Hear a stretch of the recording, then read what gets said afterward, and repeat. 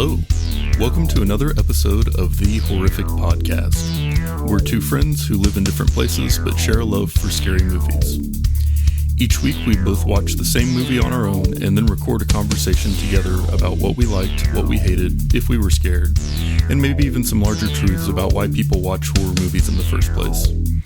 This season we're going to be focusing on horror subgenres and how they've changed over time. Hope you enjoy it, and thanks for listening. So we've been doing this mini-series on horror movies about cults for the last few weeks. And so far we've watched The Black Cat and The Devil's Reign. And we talked about how these specific movies remind us of the zombie movies that came out before Night of the Living Dead, in that they kind of have a vague idea of cults that existed before the modern conception of them, just like some of those early zombie movies had not yet arrived at the full idea of what the successful formula for a zombie would become in later horror movies.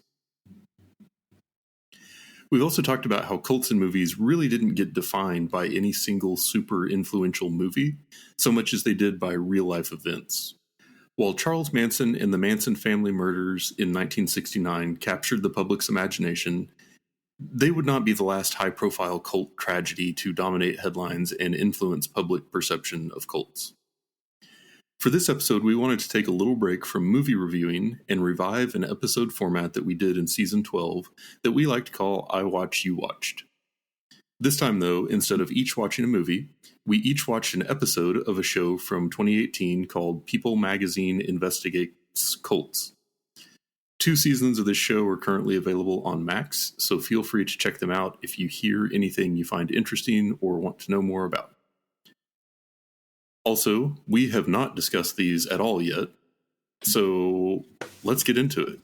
I know that I am a serial cult documentary watcher, mostly because my wife is a serial cult documentary watcher, and I'm always along for a good time.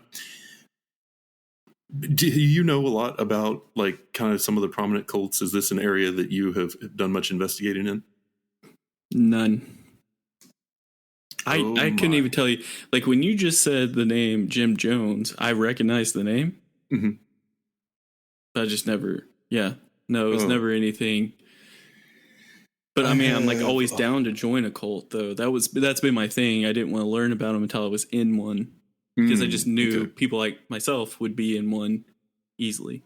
Didn't want to color your perception ahead of time. Yeah, I wanted to get the real effect. So these movies haven't even been scary to you. It's just been it seems like a nice community. Yeah, I was going to say, I got to be honest, like, they don't sound that bad on paper. Everybody's make just decisions. Singing, getting along. It's great. Yeah. Ugh, not mine, man. Mine's gnarly. Communal living. No. Yeah. So I watched Season 1, Episode 2, called Jonestown Massacre, which is about Jim Jones and the People's Temple. Which one did you watch? So I watched the one called The Sinful Messiah, Season 2, Episode 4. It's about the work with Brother Julius is the leader. I don't know if that matters to you people, but Brother Julius was the leader. So that's one I actually know basically nothing about. So I'm glad you picked that one, and I am excited to dig into this. Do you want to go first, or would you prefer that I did? So I'm going to let you go first, just to let everyone know why I picked this episode, though. I just want to let everyone know I was bamboozled because it said, like, dismember legs and all this stuff, and I was like, we're about to get into some gnarly cult stories. It didn't come up until the very end. I was so mad. Saving the best. I'm just kidding. I watched it twice. I was in trance. I was like, oh my God. Yeah. Okay, well, I'll kick it off then. The reason that I did the Jonestown Massacre is just because the story of Jim Jones, I feel like, is about as wild as you can get, as far as, really exemplifying everything that we think about the dark side of cults. And it's one of those where I've seen some really good documentaries on it in the past, so I was already pretty familiar with the story.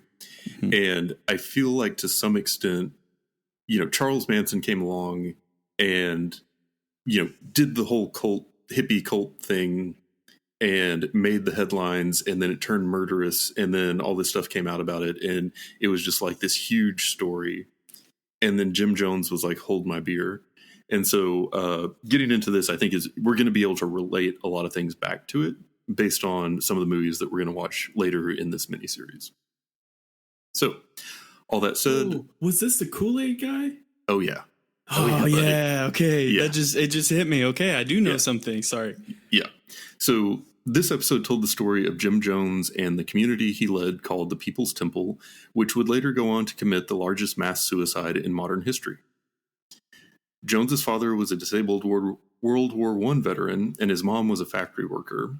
And apparently as a kid, he would go from church to church on Sunday mornings observing the different preachers, which is what he always wanted to be from the time he was a kid. So by his early 20s, he was a pastor with his own following. He really wouldn't have stood out a lot at the time from other congregations in the charismatic movement, except that he added in this really big emphasis on diversity, inclusion, and equality. And over time, he also became pretty blatantly socialist and encouraged a communal lifestyle. And I guess an important data point is that this was all happening against the backdrop of the Cold War. And Jones, even from early on, used the fear of nuclear apocalypse as a major motivator in his theology. It was always the end times. It was always this destruction that was coming. There was always sort of this sense of urgency for everybody to kind of get right with God or to, follow his teachings because we were so close to the end of humanity. So in 1965, he moved his congregation from Indiana and Ohio to Redwood Valley, California, where they kind of called it the People's Temple. That's where that name started to really catch on. And if you think about the time, it was this mix of Christianity, but then, diversity, inclusion, equality, a lot of things that were sort of in the air, I guess, from a social perspective as well. And that played really well in California. So they had a ton of people from LA and San Francisco that started attending. And a lot of those people were pretty affluent and began supporting the movement financially. So not everybody lived as part of the commune or were really part of the inner circle, but the followers who were had to work long hours in service of the temple. And they also started calling Jim Jesus or even Father, which it's oh, okay, this is not really a normal church anymore, right? Now this is starting to get weird. We've got this one individual who is sort of being elevated, on par with God, which is what he was ostensibly preaching about to start with. There was also a quote from someone that was describing his philosophy at the time that said, "Keep them tired and poor and no one will ever leave." So long hours, lots of work, lots of designed kind of control of people's time, even when they weren't at the church. So then around the mid-70s, he shifted his message to start talking about needing to find shelter away from America's corruption. I think some of this was the whole, the world is about to end because of the Cold War thing hadn't happened. He had to come up with a fresh thing to motivate everyone to keep doing what he said and to, sort of maintain their isolation and to continue to, develop these internal bonds with fear of the outside world.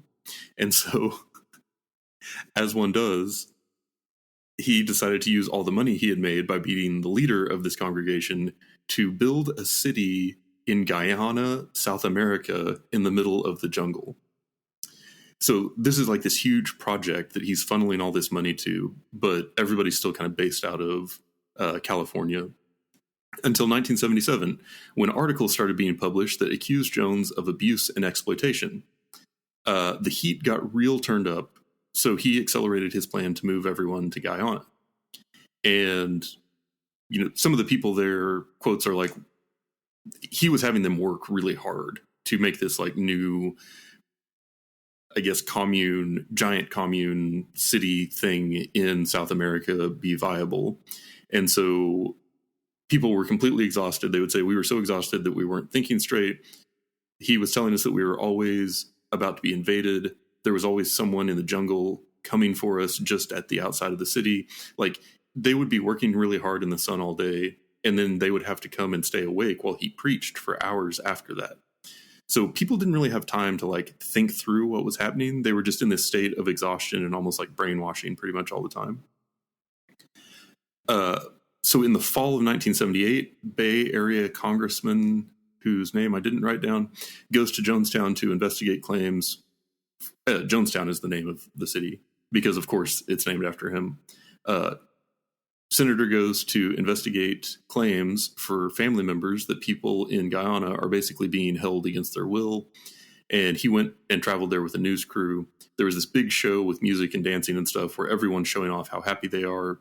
And then the next day, people start like approaching the congressman kind of one by one to say that they really want to leave and asking for his help getting out of there. So in total, like 15 people decided to leave. There were even custody disputes between parents who wanted to leave and like their other parent who wanted to stay and like keep the kids with them. But all the ones who were going to leave got loaded up into like a bus and taken to an airport. They were getting onto a plane when all of a sudden guys from the cult came on a tractor and just started shooting. And so a couple of them got away into the jungle. Some of them were able to like not be fatally shot to death, but a lot of them died, including the senator. So at that point, the cult had murdered a U.S. senator on foreign soil, which is really stepping up, you know, compared to everything before that was just kind of like, well, they seem bad or people are being held against their will, but are they really? Are they just being brainwashed? What's going on? This is like, you know, murder, crime. And then also back in Jonestown at this time, the Jim Jones and kind of his main people had poisoned a bunch of off-brand Kool-Aid and made everyone drink it. And a lot of times people call this a cult suicide, but there were armed guards there to keep anyone from not doing it. And also they like fed it to children who obviously didn't know what was happening. So over 900 people died that day as part of this one man's like vanity. And you think about, you know, you had 900 people, which is insane to me that many people all moved away from the US to go live on this commune. And there were even people that lived outside of it that were part of the cult as well that killed themselves in other areas and like even like murdered their children and stuff because he sent out a radio broadcast that it was time to commit revolutionary suicide. And so in the end, there had been a lot of debate back in the States about, you know, this cult and what it was doing and if it really was evil or if it was just these people are kind of weird, but they're all happy, you know, where they are. And then it all just really came to a head in a very explosive manner in the end. It's gnarly, man. It's a downer, right? Like, yeah. It's and I forgot, like, every time I get much detail about this one, it just makes me so mad. Like, it just, yeah. Like, because you see the pictures of the guy, and everybody's talking about how, like, charismatic and, like, charming and stuff he was. Mm-hmm. And I'm like, no, I'm not seeing it. I got a dick. You know, like, the whole time, I'm just mad at him, and it's hard to watch. Yeah, I agree. He was real big on wearing sunglasses indoors. That tells you a lot. Yeah, yeah. Probably not even prescription. Nah. Trying to look like Waylon Jennings. He ain't Waylon Jennings. Jones? Yeah, here. You know who is? Waylon Jennings. Nobody else. Mm-hmm. Say that. Man, that's gnarly, though. Just to think of, like, the concept of, like, we're just going to get the hell out of here. Yeah. And go build our own city. Or, you know, whatever they called it. Yeah. It was interesting. Real quick, though, I just want to make a point that I've even noticed that it's been very adamant that it was not Kool-Aid, the brand. Yeah, right. And you even said that. Yeah. But how do we... I mean, I'm just saying, Flavor Aid's out of business now and Kool-Aid's not. So... Well, yeah, it's because nobody committed mass suicide with Kool-Aid. Well, yeah, but it's easy to make a mistake, right? What would your branding look like for Flavor Aid after an event like this? Good until the last drop. Oh, gosh. Fun for the whole family.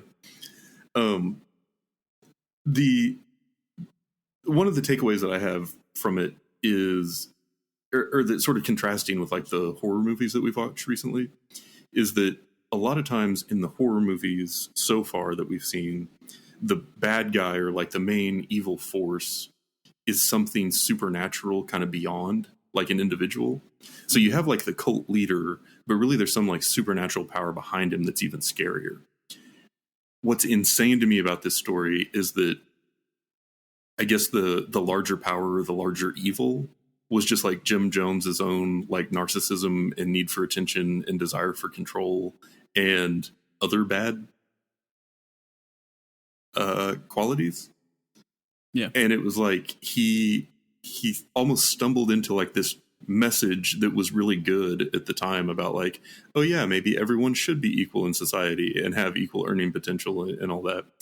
But then he framed it in this structure where people started like elevating him as being more than human. And then there was this huge influx of cash into that, which basically enabled his most insane desires. And this whole society oriented itself around that one well-funded, poor-intentioned person. And it just fed like the worst parts of him and enabled the worst outcome for his life. You know what I mean? Like, yeah. Like if he had never become a preacher, like imagine that guy just like worked in accounting or something. I don't think he could have ever become as bad as he was enabled to become in this scenario. Yeah. And that's just mind blowing to me. No, I think that's, yeah, absolutely. And I won't say that I don't think this guy I don't think there's good intentions in his heart from the get-go. I think he was a piece of shit from the get-go, just to be very clear. But there's definitely like things you hear about like what happens when you have power. You know, like I feel like you even see it like on a smaller level. You can even see it when like maybe your coworker who you're like really good friends with gets promoted, and then, you know, they're in some sort of power and kind of have power trips and things like that. This is like multiplied by, I would say, 900, considering the amount of people who followed him, you know. And it's like, if you're always surrounded by people saying yes, then, you know, you're going to look like a damn god, but you're going to die like a fool. Well, yeah, it's like you, and by isolating yourself from the rest of society, you create this little bubble where that's just normal behavior. You know what I mean? Right, and then it's almost like people get competitive with each other for like who can elevate you the most or something. Like it really is taking a lot of, I guess, dangerous or bad parts of human psychology and kind of turning them inside out on this like awful environment for it. And then bad stuff is the result. And, you know, things we learned, you know, about cults just technically is, you know, like in the first episode, you know, it has a way of dealing with like people who are in need and like are searching for things. And so, you know, it's those people who feel like they have, I guarantee you there were people in the commune who, well, obviously thought that they were doing the right thing. You know, they thought all this was true.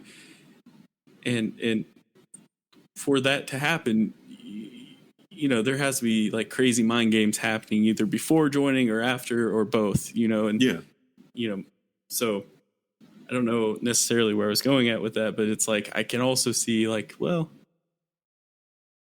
it's kind of by design, I guess, is the thing. I noticed a lot of similarities between your and my story. It's down to the motherfucker being ugly too, just for the record. So yeah. Well, yeah, cool. I'm very excited to hear yours. And then I was thinking at the end we would come back and go through our 4 kind of attributes of modern cults, and then talk about how each of these fit into them. So tell me about your episode. The Sinful Messiah. About the cult, the work. So the way that this cult, so I would say like and yet again, I don't know a ton about cults. Everyone knows about your cult. There's not even a Wikipedia page about mine. So I guess anyway, so they were a doomsday cult from the start. It started with a guy, his name was Julius. Brother Julius is what he initially started as. It was kind of a standard similar to yours. Like he started out legit preaching, had a big ego, or well, at least my guy had a big ego.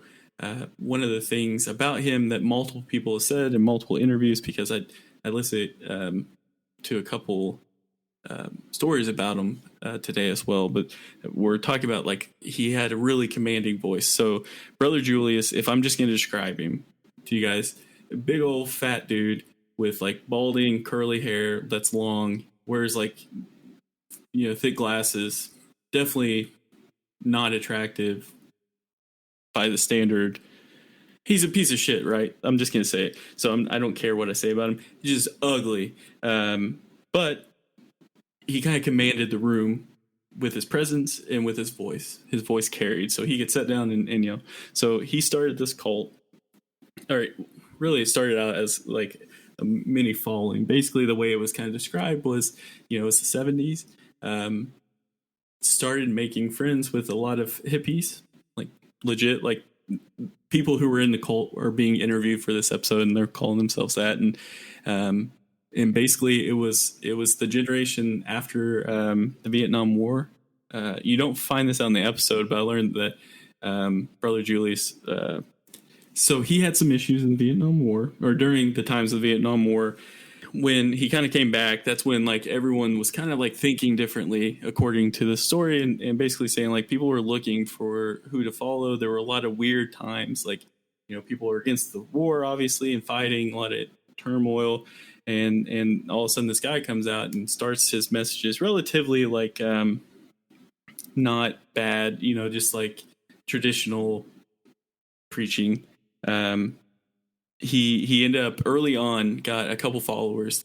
So the reason why I'm calling it a cult so early on is they were meeting together, getting together, friends, family. All of a sudden they start going. Then Brother Julius decides that there's going to have to be a ritual to join his church. And that's where it always gets bad. He literally makes them wear white robes, you know, robes.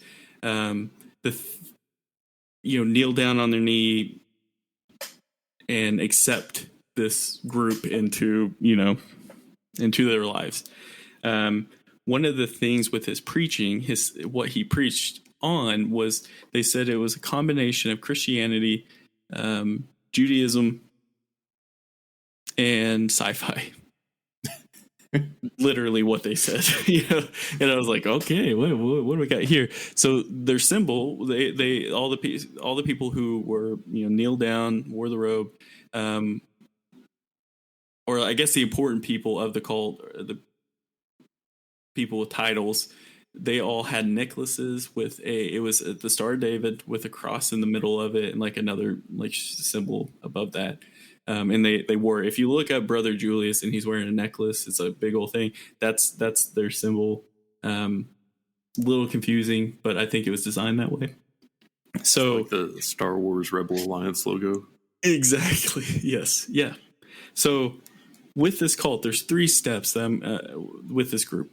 So the first step is the kind of period we're in now, where it's like starting to get weird, but people haven't seen his temper. They haven't really seen any major, you know, I guess the same thing as temper, but haven't really seen him yet. You know, he's still trying to get followers. So that's the first step. The second step is what they call the Sinful Messiah. So the Sinful Messiah is the name of the episode. That concept that he preached was basically saying like it's okay to sin, because he's here to help out.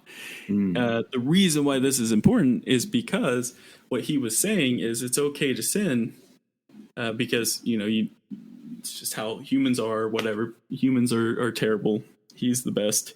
But what he used that to do was sleep with the other members' wives. He was saying adultery is okay. I'm the sinful Messiah. Yeah, it's okay for me, he said. Mm-hmm. Yeah, and it's okay for you because I'll forgive you. Like, this is how you get to know the true God. You know, those were the things he was saying. Now, the strange thing about this was there were a couple people that were being interviewed in this episode that declined it. They said, you know, they weren't going to do it. And, you know, other than getting like scolded by him, you know, they were okay. They stayed in for years to go on. an important piece about this as well is a lady named Joanne. So Brother Julius, right in kind of the sweet spot, the beginning of this cult, met a woman named Joanne. Brother Julius, this was his third wife, and this was Joanne's second husband. She had 3 kids. He had a couple kids. I don't know if it said, and then they had 3 kids together. So they had multiple kids together. She ends up taking a huge part in this, like a huge role in this. So when he's talking about adultery is okay, you let me sleep with your wife and you can sleep with mine. And she would go around. I mean, that was like her thing. She was the predator in it, though. To be very clear, she is the one seeking that out with the other members. So this is slowly turning into quite the sex cult at this point, only with adults. And basically, what they decided was there were going to be 12. I don't want to say maybe like ushers or bishops, I guess. Like basically he had 12 people that were part of the main group. They were the leaders. You had to listen to them. They all listened to Brother Julius, but you had to listen to these guys. They were the ones that got the necklaces. The 12, the reason for the 12, I guess, is for like all like the astrology symbols for months or whatever. That's why he picked it. Yeah, so at this point, the story, what he's preaching is doomsday, like the world's going to end. He's not necessarily getting into specifics other than humans are just terrible. They're going to kill each other. There's evil in all our hearts and all that. Basically, like Brother Julius' second follower was a guy named Paul. And Paul was the guy who ended up taking over the cult after Brother Julius passed years later. I want you to remember Paul. This is very important to remember this guy's name. His name is Paul, because he goes to jail. Neither here nor there. Anyway, so Paul joins. There's a few like of the main circle, but we don't hear from Paul. We don't hear from Paul. But part of the inner circle is a guy named Bill Rocap, and then another guy's name was Stephen Mell. So this is important too. So Stephen and Bill were both part of the inner group with this cult.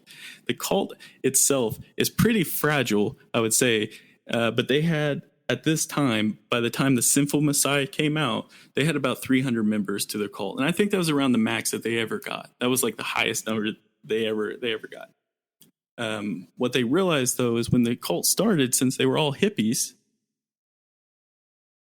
that some of them came in with money, and by this time, money is kind of running out. It's just, they're not working. They're just basically living off of all the money that these people are bringing into the picture. So what does Brother Julius do? He creates a publishing company and publishes books and music,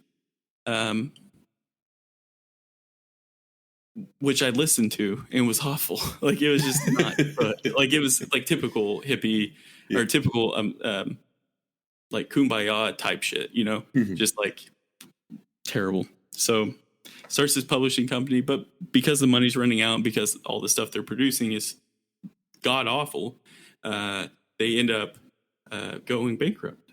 So what they do at this point, they realize, hey, we need money. So they open up a construction business and real estate business. So there's 2 businesses. So kind of like with your cult, how you were saying, it did attract some of the more wealthier people that kind of funded it. These guys weren't necessarily wealthy. This was also mid-70s too, for the record, at this time. So they weren't necessarily wealthy. So like, well, we're going to go out and make this money. All the people, all the congregation is going to go out and work for these companies. So that's where the worker's going. A big thing with this cult is he was against education. He didn't want them too smart, even though at the very beginning he was the exact opposite. He was like, there's recordings of him talking about how important education is and all that. So he's kind of against it. So he's kind of like building this cult slowly. He's not smart enough to do it on purpose. I think he's just falling back asswards into it, if I'm being honest. But he's creating this cult, creating this environment that's like makes people want to stay, preaching for 12 hours at a time. They were saying so you were saying like, they work all day, come and have to listen. And like, I immediately thought of my cult. That was another like, close reference. Cause I was like, holy cow. Like they were basically saying the same thing. So he preached 12 hours, not every time, but long time, bunch of bull. Like he would just start telling random stories, all this. When the real estate and construction company were doing great. They were doing fantastic, making a ton of money. The thing that the people in the cult started to realize, though, is they were starving, literally, not eating, like living a poor life. Come to find out, people were getting allowance from Joanne. So every time they got paid, it went to the cult. All the money went to the cult. Mm-hmm. And then they would get allowances from Joanne. They're bringing in, like, I think the number was like $300,000 or something like that. Was like, they were bringing in a ton of money. So they were building houses and they were selling them. So you just think that's going to be money. But the workers, no one was getting paid, but no one was saying anything about it. People were pretty worried to say anything because at this point, Brother Julius started getting more aggressive and more angry in his preaching. So he would be very, the world's going to end. But the main thing that he would do is just belittle everyone in the congregation terribly. Just, you guys are idiots for believing this. When one guy didn't want his wife to sleep with him, Brother Julius tried to turn it on him and said, the reason why you're so uncomfortable with this is because you have so much lust in your heart. That's why God's that's why God wants you to do this, or why you need to do this. Cause and he never did, but which is cool. Big thing he would preach on is, if you're sick, you pray about it. You don't go get help from the doctors. They're worldly things. We need to pray about it. One of the gals that's in the interview, her name was Lisa. She had the worst life that I had heard of in a long time. Felt really bad for her. Her dad, they were home one night and her dad came in and he was real pale and kind of like sweaty and ends up falling on the floor. She's watching this happen, ends up falling on the floor, wincing in pain, like, obviously in pain, like struggling to breathe. She's begging her mom to call 911. And what's her mom do? She kneels and prays for hours. This guy is sitting there dying on the floor, and she's leaning over and praying for him. Finally, this girl who was like 13 at the time, watching her dad die, convinced the mom to go to the hospital, and she came home a couple hours later, and the dad had passed away at the hospital. All because this guy's preaching that you pray about it and it'll get better. Not take them to get help and pray that it works. That was the case. So this gal literally watched her dad die. So we're still in the sinful Messiah era. So when Brother Julius, kind of got wind of this, his response was, the reason why your dad, talking to Lisa, the girl who watched her dad die, the reason why your dad died is because he didn't have God in his heart. That's why his heart gave out. Just the worst of the worst. You know what I mean? Like, this is why, like, I hate this is, it's awful. Taking like the worst possible experience and then somehow bending it to make you convinced that you need to be more devoted to the cult. Exactly. Yeah. And it didn't stop there, unfortunately, for Lisa. So she was 13 when her dad passed away, but at 15 was when Lisa was approached by Brother Julius, who said, you are becoming a beautiful woman of God. Have you felt the Spirit of God yet? And she said, I don't know, or no, one of those. And he said, do you want to feel it where it counts? So a girl who just watched her dad passed away a couple years early. Obviously, she's still not over, and she's an adult now. That was his response of this person's response. Just the worst of the worst, When the bankruptcy happened with the publishing company, he started kind of taking a turn for the worse. When that started happening, he took it out on the people of the church. But that's when he turned into his the third and final era of the second coming of Christ. So initially, it kind of started out by second coming of Christ, and then he started claiming that he was God, and he was brought here to punish all the people for doing all the wrong and evil things in the world, unless you join his cult or his church. At this point is when it kind of gets a little gnarly. Like, he's like legit off his rocker, like just terrible. One of the examples of this, how things are terrible at this congregation, is he once was just like livid, yelling. He's pissed off about something. I don't remember specific about what, but he's pissed off, and he literally had a whole family come up. Dad, mother, kids. I think there's 3 kids, is what she said, I think. And made them pull their pants down, pull the belt out, and whipped them in front of the congregation as a punishment for not believing hard enough. Just to note, the mom was 9 months pregnant. Damn. When that happened. Yeah. And that was a common thing, dude, that was happening here. So ruling by like iron fist, I guess. Yeah, this was difficult, a little bit difficult to watch, man. Like, I was getting pretty irked, like you're saying, like just looking at him. Like, yeah, I highly suggest you guys look at Brother Julius, and just like you can just see how greasy he is. You know, he stinks by the way he looks. Like, he deserves to be like in garbage. But anyway, he starts to go off his rocker. They're losing people at this time too. So like, people are starting to leave. They're getting the hell out of there. One of the examples was one of the early people who joined. His name was Bill Rocap. Bill Rocap was driving down the road in California one day and saw Brother Julius going into a motel with a lady of the night. And he held on to it for about a year. About a year goes by. He gets an anonymous call. The anonymous call says, go to this bookstore, this aisle, this book. The book's written by an anonymous author.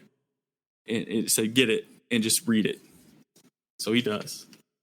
And he goes and gets this book, and he starts reading it. Well, the stuff he's reading in this book, and they never say the title of the book. They literally say the author is anonymous. Like, they didn't put their name there. His sermon, like things he preached on, like this science fiction type book.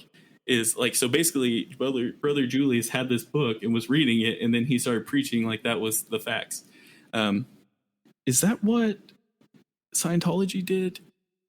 Anyway, so he saw that. He confronted Brother Julius. He told his wife about it, confronted Brother Julius, and he decides he's going to leave. And so after laying out all the evidence of like, hey, this is definitely like sketchy. We're starving. We're not getting any food or any money. Like, we can't live. Also, like, he's not even like living by his word that he's telling us to live by. And, everything he's preaching about is fake. So his wife says, hey, I'm staying, and divorces him. She divorces him because he left the church, and they shunned him.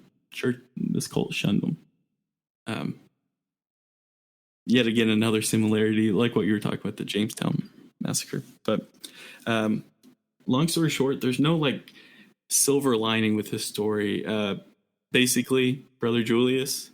Well, he died. That's about as good a news as we'll get. He had a heart attack. I know, but you just kind of wish that like one of the people in the congregation just had enough. It was just like, I'm gonna knock you out, and let's see how tough you are. But I kind of just wish that would happen. That's how my pea-sized brain works. Long story, he had a heart attack at 76 years old, dies. Who takes over? Paul. What comes out when Paul starts to take over, right before he takes over, right as Brother Julius is dying, these people, women start coming out that they were, sexually abused by Brother Julius. I think they said like 5 women at this time. Brother Julius obviously going way off the deep end at this point. That's what kind of leads to his heart attack. Never gets in trouble for it because I think he was acquitted once or something, but then like statute of limitations came in, which I don't understand why that's a thing. Yeah. But statute of limitations came in, and he didn't go to jail, didn't get in trouble, basically was able to kind of boast about it. He did kind of get interviewed a little bit and was very aggressive when people kind of pushed it. One of the women that came out that she was sexually abused by this guy was the daughter of Paul, who ended up taking over the cult after Brother Julius passed away. Damn. The second guy in charge, his daughter was sexually molested. And let me pull up my notes if you guys hear it, because it's very important that I bring this out. She was 11 years old when this stuff was happening. It was basically like her uncle, like they were that close. Her own dad didn't believe her, obviously, shunned her because of it. And then what came out at the very end, the last person that came out was Brother Julius's own daughter. Tried to make him one of his wives. Just gnarly. She was one of the ones that was like statute of limitations. But yeah, basically, Brother Julius passed away. Paul takes over. All of a sudden, the government starts hearing these sexual abuse stories, so they start doing some investigations. Paul goes to prison for 3 years. When he goes to prison for 3 years, I think it was for like some sort of money laundering thing. I think it involved finances. He goes to prison for 3 years. He's on probation. He gets out, goes missing. No one can find him at all. 10 days later, a coyote digs up a foot out on a golf course. Well, obviously the police get it, but they don't put two and two together. I mean, it's a big city, but turns out it's in a different precinct. So Paul's missing for 10 years, for a whole 10 years. And one of the cult members was arrested. And when he was arrested, he told them what happened with the guy. He was the guy. So there's two guys. One of them got arrested and told him what him and another guy did. They killed him. They beat him to death, or they bludgeoned him. But they said, and then they put him in a freezer. And they said when he was put in the freezer, there's a chance he was actually still alive when that happened. And then they kept him in the freezer, and then they cut him up and buried him all over the city. Just so happened one of the places they buried him was a different precinct. But yeah, those two guys were part of the cult. And at this time, Joanne had passed away, but the obvious thought is that it was led by Joanne, because what you find out is Paul and Joanne had arranged marriage by Brother Julius right after Paul joined the cult. So they were technically married, maybe by like the cult, but they were technically married. And when Brother Julius passed away, there was like a power struggle, I guess, for the cult. And then one of them goes to prison and the other one just dies naturally from old age. And there's like no justice. I mean, that's just the story of this. It's still going on to today. Their estimation, the membership is from 100 to 75 people that's in it. This is in Connecticut, where this mid Connecticut, I think is what they're saying, like where it's at now. Yeah, there was like no. I mean, the only happy ending to this is just the people that got out that was able to kind of tell their stories. But yeah, that was the cult. Yeah, that's crazy. The internal politics, especially around the time of like the transition of leadership, gets wild. And there are some other cults that I'm familiar with that we didn't cover this week that have that same problem, right? Like the leader either becomes so far like off the deep end with drugs and alcohol, or just like legit mental issues that someone else kind of seizes power. But then other people are like, well, you're not the one who's the leader of this, and then you get into these weird situations and stuff. But it's a wild situation.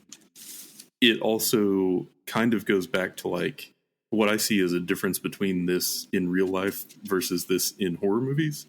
Because a lot of times in horror movies, like the whole point is that they're summoning like a demon or something. And the fact that that can happen or that that works almost like gives some supernatural legitimacy to the leader. Whereas in real life, that doesn't happen, right? Like in real life, this is just a person who is creating this world that they're in complete control of. And it's human nature to see cracks in the facade and to realize that, oh, there's more going on here. And then like jealousy comes into play and greed comes into play. And then you have this like closed community that is operating by totally different rules than the rest of society. And everything just gets absolutely insane. It really is a crazy phenomenon. And the fact that that this pattern repeats itself so much is really as terrifying as anything I've seen in a horror movie. Yeah, no, I agree. I mean, and that was one thing I was trying to think of with this one was like the power that these people had to keep people in the congregation is some sort of like demonic monster was the way I kind of thought of it as tying it into like film. Yeah. It's like the powers that they had because like, you know, I don't know too many people that would be like, yeah, I'm cool with like getting up on stage and getting, you know, whooped as, you know, adult. Yeah, right. Are you kidding me? I got enough whoop. No, I'll be swinging back. Easier said than done, but it's like, what's the power that's holding these people? And it's like, this is something that has to be like, you know, just, They've created like this alternate reality, and then the rules can change there because it's not anchored in real reality anymore. That's a good point. Yeah. Yeah. Yeah. And I think that goes into a lot of the stuff, you know, that kind of come along with like those 4 attributes of modern cults, or like the way that we think about them from a sociology perspective in the ones that are damaging, right? Like you could use the term cult really loosely to refer to all kinds of stuff, but there is a specific type that exhibits what ends up being negative control over people. And the first thing on the list, and we've come back to this each episode, is authoritarian control. And the definition of that we found says cultism hinges on encouraging maximum dependency. People in the cult must feel incapable of living an individual life outside the norms of the group. These beliefs often go hand in hand with a worshipful attitude toward the group's authoritarian leader. So basically, you have a person who is the final authority on right and wrong within the cult. And I think that a lot of times, to a lot of people in a lot of situations, having a black and white answer to navigating life can be really comforting. And I think that there are people out there who want to provide that for bad reasons. And that's kind of the seed from which a lot of this stuff grows. Yeah, I agree. And so, like with what's interesting, though, is when that, like you were saying, it kind of takes on this almost supernatural intensity. Yeah. Because there was a time when people were just coming willingly to listen to Jim Jones preach. Yeah. Same with Julius, yeah. And then there was the time where he had kind of like his inner circle of the more devoted people or whatever. And then there somehow that grows into, now we're in Jonestown and there are people standing around with guns and crossbows telling us at gunpoint that we have to drink poison Kool-Aid. You know what I mean? Like, it's a thing that builds over time, but where it ends up is so different than where it starts a lot of times.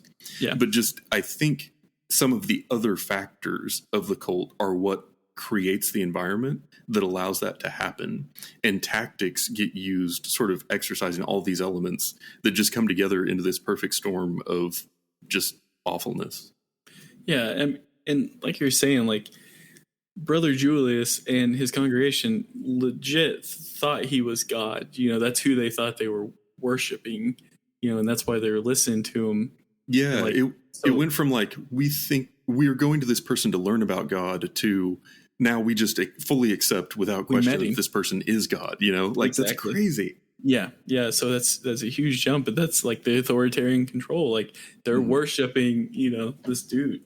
Yeah, and the focus goes to the individual instead of like the larger cause or whatever. Yeah. And I think that plays into number 2 on the list, which is extremist beliefs. And so what it says here is cult members hold to very dogmatic and extreme beliefs. They also are unable to question these belief systems without fear of reprisal or punishment from the leader or other group members. And so one is the beliefs are extreme, which already kind of like naturally makes you an outsider, which I think a lot of times makes you cling more to the belief. Mm-hmm. But then you have this combination of like this authoritarian who is pushing it down, but then also all of the other members who are kind of like pushing it sideways. Mm-hmm. So it's almost like taking this whole, like your entire social fabric in life is oriented around these extreme beliefs, which kind of creates this bubble of, it's like distorted reality. Right.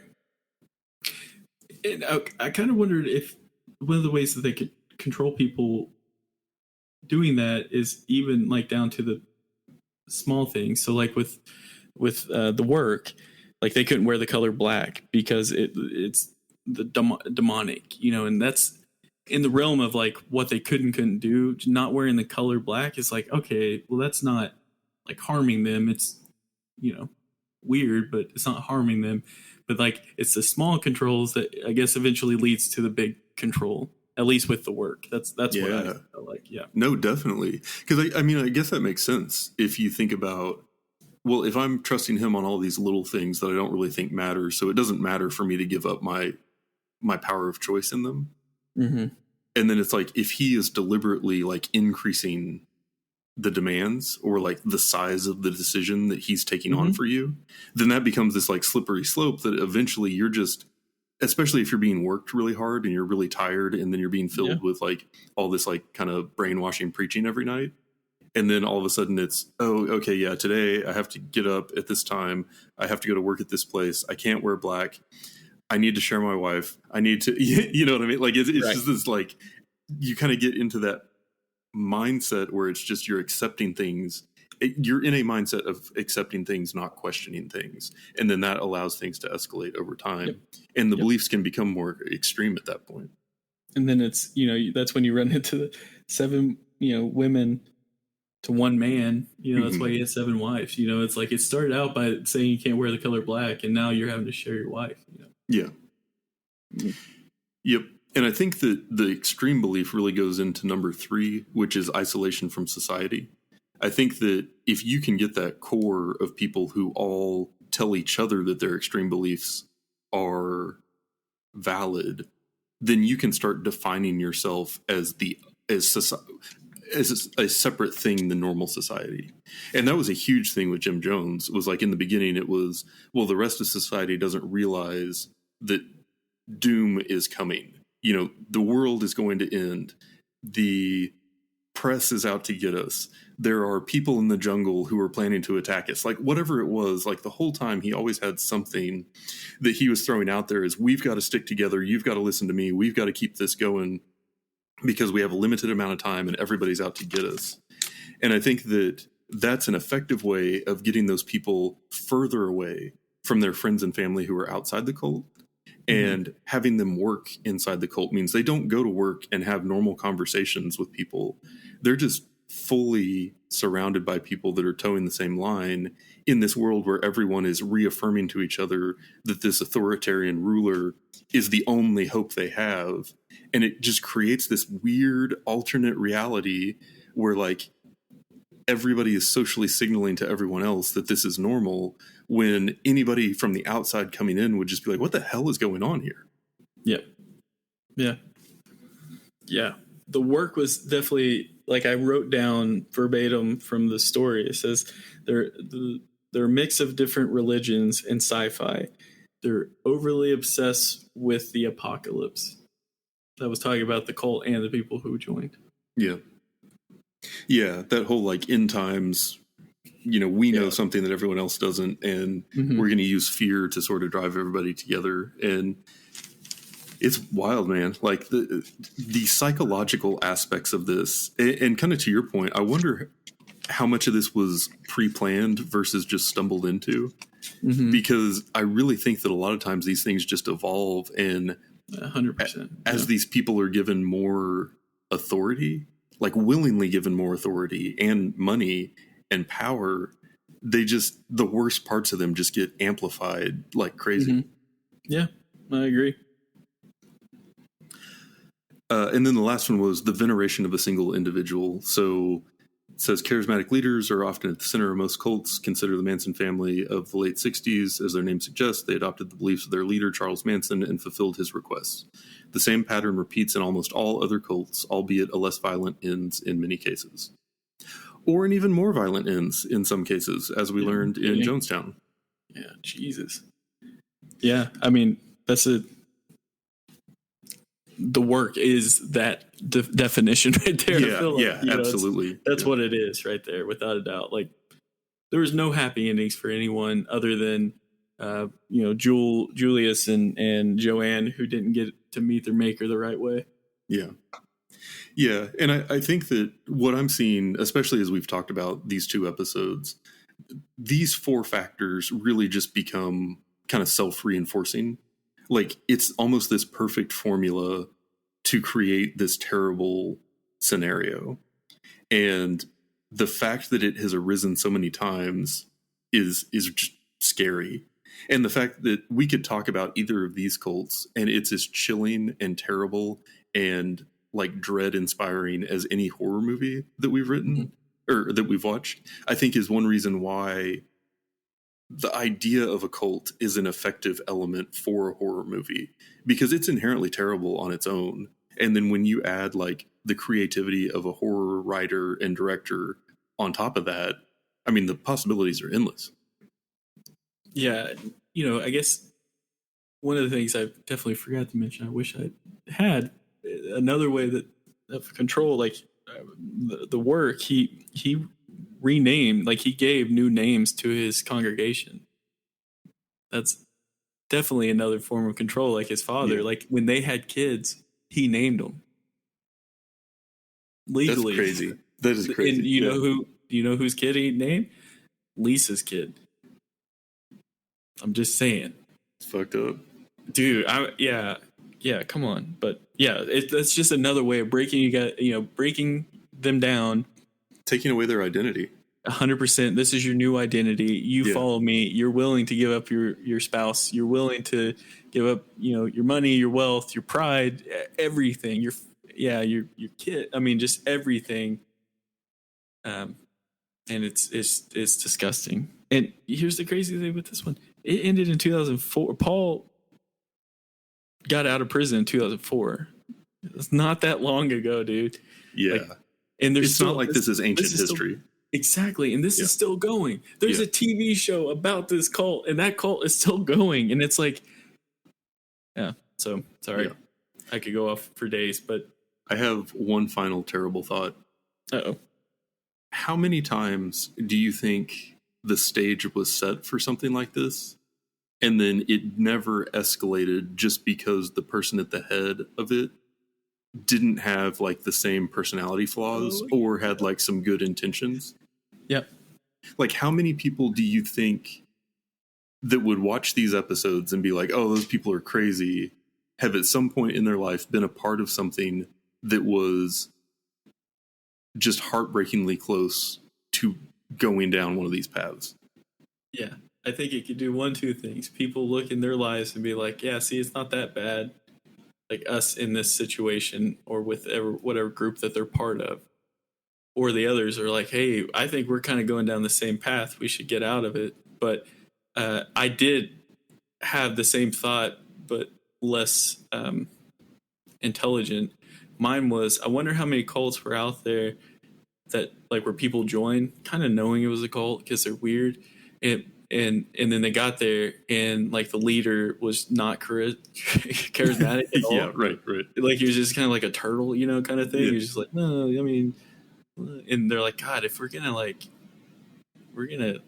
go out with this group, might as well be a charismatic leader. Yeah. Like, I don't want to be embarrassed. Like, this guy's kind of a dork.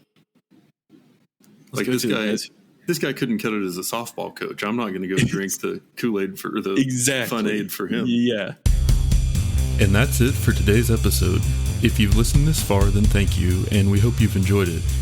We're always looking for new ideas, so if you have any questions, comments, or movie suggestions, please send us an email at thehorrificpod@gmail.com, or feel free to comment on or message our Facebook page. Just search for The Horrific Podcast. Thanks for listening.